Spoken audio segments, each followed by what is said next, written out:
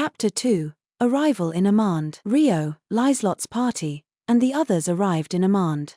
The carriage entered the city from the west gate and headed down the main street towards the city center, making its way to the northern district where Liselot's estate was located. Thank you for accompanying me this far, Lady Liselot. Rio was dropped off at the square in the center of the city to make his way to the accommodation that was prepared for him. It wasn't a problem at all. I'll send a messenger tomorrow morning, so please enjoy yourself for the rest of today. Arya, make sure you take care of Sir Haruto, Liselot said from where she was seeing Rio off outside the carriage. Understood, Arya replied, nodding her head respectfully. Liselot boarded the carriage once more and headed for her estate, and Arya began her task of leading Rio. Allow me to show you the way, Sir Haruto. Please, follow me. Of course. Rio started walking after Arya. A moment later, they arrived at the inn. It's over here.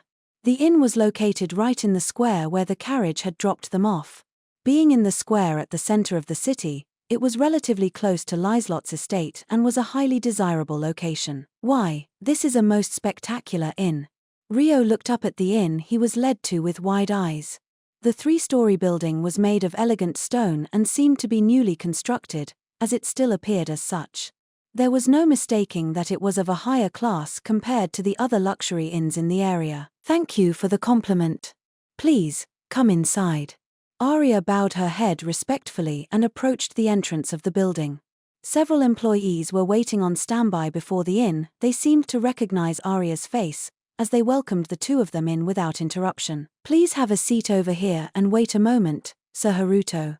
Arya had Rio seat himself on a sofa in the lobby before heading to the front desk alone. Then, a female employee wearing a waitress outfit approached him. Here you are, Sir Haruto, the female employee said, placing a cup of tea down before the sofa. She must have heard his name from Arya. Then, not even a minute later, Arya returned. Sir Haruto, preparations of your room have been completed. I shall lead you to it now, so please, follow me. Lead the way. Rio stood up and bowed briefly before beginning to move. He was led to a room on the top floor of the building. Would this room suit your liking? It has multiple bedrooms, so your company may stay in separate rooms from you if they so wish, Arya explained once they arrived. Rio looked around the spacious room in awe. Naturally, I would never find a fault with a room as wonderful as this. The space allocated to the living room easily surpassed 15 square meters, and there were multiple bedrooms on top of that. It was a pinch smaller than the stone house Rio owned, but it was undoubtedly the suite room. If you are satisfied with this space, then you are free to stay here as long as you wish. It has been reserved for your use without limit. And there will be no need to worry about fees. Arya bowed and spoke reverently. It was all rather lavish. I am much obliged. Rio said apologetically, accepting Liselot's goodwill. After Arya left the room, Rio sat down on the living room sofa and called out to Asia through their telepathic connection. Asia, can you hear me? For contract spirits like Asia, it was possible to communicate with each other within a half-kilometer radius. Yup, I hear you, Asia responded immediately, making Rio smile. Thank goodness. Where are you right now? Since everything had happened so quickly, they had barely been able to communicate before parting, so Rio had feared he may have caused the two to worry. Having tea with Celia at a nearby cafe. Ahaha, I'm glad to hear that. They seemed to be having a more relaxing time than he expected, filling him with a sense of relief. However, that didn't seem to be the case. Celia's worried, so come here quickly. Got it.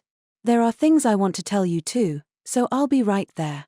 Rio quietly stood up from the sofa. Rio left the key to his room with the front desk and headed outside to meet up with Asia and Celia. Just keep going straight like that. We're in a cafe named Sile. We're on the balcony on the second floor. Following Asia's directions, Rio arrived at the aforementioned cafe. Welcome. A pretty worker girl stood out front, welcoming Rio energetically. My companions have arrived already. May I head inside? Of course. Go right ahead. The girl agreed readily, leaving Rio to head up the staircase and towards the balcony. The balcony itself wasn't very wide, having only enough room for one round table. Rio spotted Celia and Asia sitting there right away. He's here, Asia said, immediately noticing Ryo's arrival. Haruto. Celia jumped up, running towards Ryo worriedly. Sorry for the wait, Cecilia. Ryo smiled awkwardly, addressing Celia by her alias. Was everything okay? Are you hurt anywhere? Celia asked worriedly, feeling all over Ryo's body with searching hands. The two of them were standing at the entrance to the balcony, in plain view of the customers inside. What's this? The girl who was on the balcony is clinging to a man. Isn't he handsome? The two that were sitting on the balcony seats were really cute, too, and so on. The female customers having tea at the cafe gossiped, their attention on the three. Ahaha, I'm not hurt at all, so please, don't worry. It feels like everyone's staring at us, so why don't we sit down first? Ryo felt the gazes stabbing into his back from inside the store and suggested they sit down with a grimace. Why yeah. Celia became aware of the fact that she was clinging to Ryo and blushed furiously. She turned on her heel and timidly returned to her seat. Waitress, please bring me the cafe's recommended tea. Ryo called out his order to the worker girl who had just come up the stairs to take his order, requesting an order of tea before going out on the balcony to sit next to Celia and Asia. I apologize for making you worry, but the battle ended without incident. Cecilia's friend was also completely unharmed, so you need not worry about her either, he said to Celia. From this seat, the customers inside the cafe shouldn't have been able to hear him. They would continue using aliases just in case, but their conversation should be fine to hold as long as they kept an eye out for the waitress. Incidentally, the table they were seated at already had several scones that they must have ordered earlier. Celia didn't seem to have much of an appetite, but Asia was still chewing away eagerly, even now. Why yeah. We were watching from above up until just before the battle ended. Celia nodded hesitantly. Then you should know that I am not injured, no? Ryo chuckled in amusement. Watching you was nerve-wracking. You may have been overwhelmingly strong, but the monsters you were facing were huge too, Celia said, pouting her lips. Ryo may have been overwhelming, but the sight of him crossing swords from head-on with such gigantic monsters was heart-stopping. It was enough to make her worry that Ryo was being hurt somewhere she couldn't see with her naked eye. Ahaha. Maybe if I was still a kid, but I'm strong enough to go against those monsters head-to-head now. Ryo laughed blankly, shaking his head as though it was nothing at all. Head-to-head. Those were minotaurs. The absolute strongest of the monsters that haven't been seen since the Divine War, Celia said in half-exasperation, face twitching. But even you would have been able to defeat them, given the right conditions. No? Ryo asked, giving Celia a piercing look. She had to have acquired several magics that could take down a minotaur in a single blow herself. She wasn't called a genius sorceress for nothing. They move too fast, so I'd have to restrain them first. But wait, this isn't about that. Why does it feel like you're trying to divert the topic? Celia started seriously considering how she would have defeated them, but soon snapped back to her senses, as she was busy worrying about Ryo right now. She didn't want him in dangerous situations, after all. Ahaha, well, it looks like the tea is here, so let me explain what's going to happen from now on, Ryo said with a faint smile, moving their talk forward. Okay, Celia pouted, but nodded obediently. Excuse me. Here is the black tea you ordered. The worker girl stepped out onto the balcony and carefully set down a tea set before retreating immediately. Once Ryo had confirmed she was gone, he began speaking. First, we'll be staying within the city of Amand for the next few days. Our accommodations have been prepared by Cecilia's friend, Aria, so we'll be staying there for the duration of the trip. I'm sorry to be springing this upon you without notice. I hope that's okay. Asia paused mid-mouthful of a scone and gave an immediate response that showed she didn't particularly care. It's fine. Despite her agreement, Celia's face darkened with worry. Of course, I don't mind either, but I'll have to be careful not to meet Aria. Well, I doubt she'd recognize me if we just passed by each other on the streets. You give off quite a different impression to what you used to be like, so I think it'll be fine. But Aria won't be the only person you need to be aware of, Ryo said carefully, reluctant to speak up. Is something wrong? Celia tilted her head curiously. Ryo found his resolution and nervously revealed the truth. There are actually visitors of Beltram's royalty and nobility here at the moment. Hey! Celia's eyes widened in shock. Yeah, I was surprised too. I didn't notice until the battle was over. During the battle, Flora had been hiding out of sight, and Arya's fighting drew the majority of the attention. That's why Celia and even Rio hadn't noticed. Who was there? Celia asked nervously. It turned out that other than Liselot and her attendants, everyone else there was from the kingdom of Beltrum. The estranged faction of Duke Huguenot, to be precise. Second Princess Flora, Duke Huguenot, as well as Roanna from Duke Fontaine's faction, are also here, Rio said, listing off the most important figures. They're all major figures. And they were all people that Celia knew of. Wait, Roanna was your classmate and Princess Flora should have known you well too. Didn't they realize? Celia noticed in a panic. Yes. Princess Flora has a good intuition and seemed to sense something was odd, but Roanna didn't seem to notice anything in particular, Rio replied readily. Hey, wouldn't it be better if we left Amand immediately? Celia suggested with a slightly panicked look. No, we will stay in Amand. Rio shook his head in blunt refusal, his decision firm. Someone might find out, though. The greatest danger is Princess Flora, but we haven't seen each other in years. Not to mention the fact that my hair color is different now. I believe the risk is within a reasonable limit. Outside of using dyes, there was no way of changing hair color in the Straw region, but the concept of dyeing hair wasn't a common idea among the general public to begin with. Even if one did dye their hair, it would look far more unnatural compared to Rio's use of magic artifacts. Is there a reason? Yes. I wish to establish favorable relations with Liselot. She is the daughter of the Galark Kingdom's great lord, Duke Krisha, and the president of the Rika Merchant Guild. With Liselot.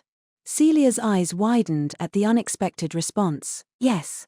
I figured it wouldn't hurt to have a connection to someone powerful within this kingdom, in case the hero I am searching for is affiliated with the Galark Kingdom and I needed a way to meet them formally. That's why I want to earn her favor. Of course, saving your friend was also one of my goals, but the main reason why I intervened in the earlier battle was because of this, Rio revealed honestly. On top of those reasons, forming a favorable relationship with Liselot might also prove useful one day if they were ever to return Celia to the world of nobility, Rio thought. Okay. Yeah, I understand. Celia hesitated for a long minute, but seemed to reach an understanding as she nodded soon after. I'm glad to hear it. I was actually expecting more opposition than that, Rio said a little unexpectedly. It's not like you're trying to do something dangerous, right? Celia asked, watching Rio's face carefully. Of course not, Rio affirmed immediately. Then I'll believe in you. That's been my decision from the get-go. Celia smiled gently as she spoke. Cecilia, Rio felt strangely embarrassed, but at the same time, happiness surged within him. But you mustn't let your guard down, understood? She may seem like a girl close to your age, but Liselot is well known for being a more than capable big-shot noble, Celia warned. She was still Rio's professor in areas like this. Yes. Rio nodded his head happily. What are you so happy for? Well, whatever. I'm happy to answer any questions you might have, so feel free to ask me more, okay? Celia offered shyly. Thank you very much. Actually, I had plans to meet Liselot once again tomorrow. Could you teach me some of the etiquette involved in visiting the estate of a noble? Rio smiled softly, immediately taking Celia up on her offer. She nodded happily. Yup, leave it to me. Celia nodded happily. After that, Rio, Celia, and Asia chatted at the cafe for a while before heading to the inn. Asia seemed to have acquired a taste for scones ever since the one she ate in Clare and was more satisfied than usual. By the way, what kind of person is Liselot? Celia asked Rio on the way. She has a soft demeanor, but is a very intelligent woman. I suppose it makes sense that your friend would want to serve her. Rio looked up at the skies as he thought back on his first impression of Liselot. I see. Celia smiled somewhat shyly. She must have been proud to hear her friend being praised. Speaking of which, is your friend Arya also from the kingdom of Beltrum? Rio asked. Yep. She used to be my classmate at the Royal Academy of Beltrum, but, well, her house fell into ruin. She ended up dropping out of the academy. But she was an outstanding person, so she found employment at the castle easily. Though, the harassment got too much for her to bear, so she quit pretty shortly after that, Celia explained. Rio recalled the way Arya fought in the earlier battle and spoke in awe. True, she did have a splendid sword arm from what I witnessed. Yeah, back at the academy her marks in swordcraft could hold down the boys. She always came out on top. Celia boasted proudly. I see. As a young and skilled female knight, it must have been hard for her to deal with the biased views of those around her.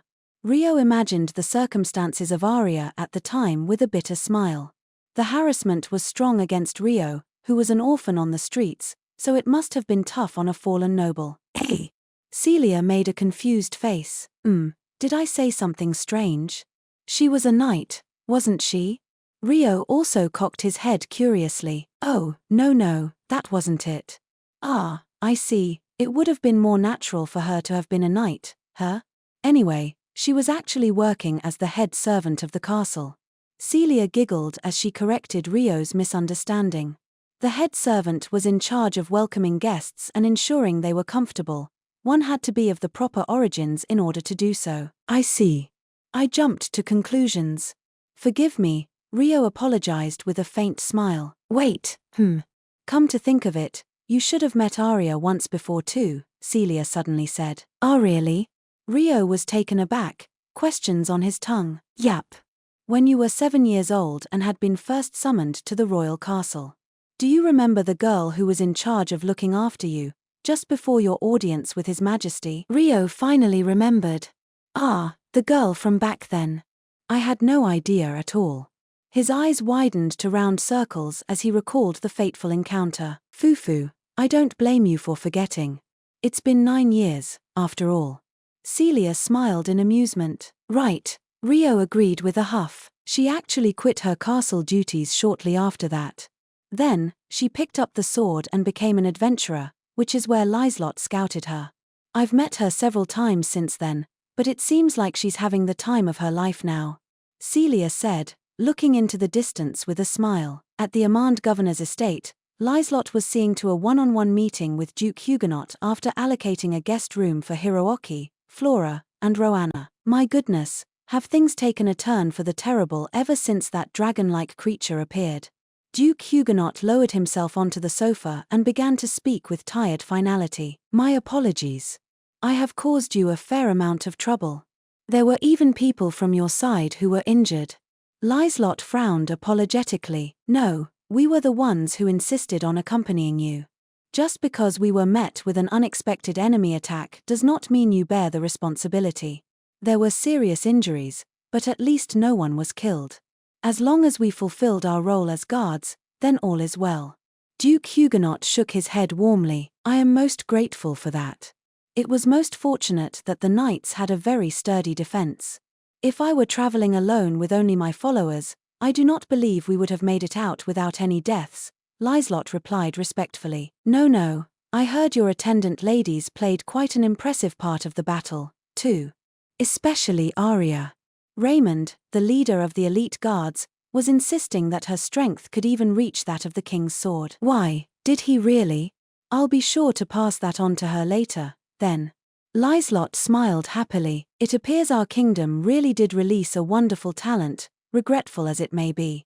But I am in awe of your abilities in having selected someone of her worth. Duke Huguenot chuckled, shrugging his shoulders with exasperation. But Arya alone would not have been able to overcome that crisis. Minotaurs and unknown humanoid monsters. The battlefield immediately took a turn for the worse when they appeared. Liselot recalled the events with a dark grimace. Of the 4 minotaurs that appeared, your Arya defeated one, right?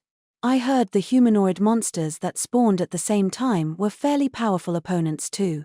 It was most commendable how she was able to escape unaided after being surrounded. But the boy who appeared after that left an extreme impression too. His power was truly overwhelming. If he hadn't appeared, we may have been wiped out. Duke Huguenot analyzed the events of the attack calmly. However, wouldn't the hero have the power to overturn that situation, if it came down to it? Perhaps. But the hero lacks real experience in battles, even you should be aware of that, I am sure. Duke Huguenot laughed inappropriately, questioning her in return. I suspected as much, but to be honest, I still have not been able to adequately measure how much power the hero has within him. He does not appear to have any substantial practical training, but he was able to pick up the Minotaur's sword. Was he only able to accomplish that because he brought out the power of the divine arms? Liselot asked, speaking honestly of her impressions of Hiroaki. Yes, you can consider divine arms to be in the same category as enchanted swords. It's similar to how compatibility with the weapon brings out more power, but in the case of divine arms that compatibility is limited to the hero alone. Although there are irregular cases where the power of a divine arms can be drawn freely or without any training. There are many mysteries surrounding the topic, but heroes and divine arms are certainly special, Duke Huguenot said, nodding his head deeply. Which means what your hero is lacking is real battle experience after all? Liselot asked with a serious expression. Indeed, he does. Well, it appears he never had any combat training to begin with, and we do not wish for our precious hero to be placed in danger either.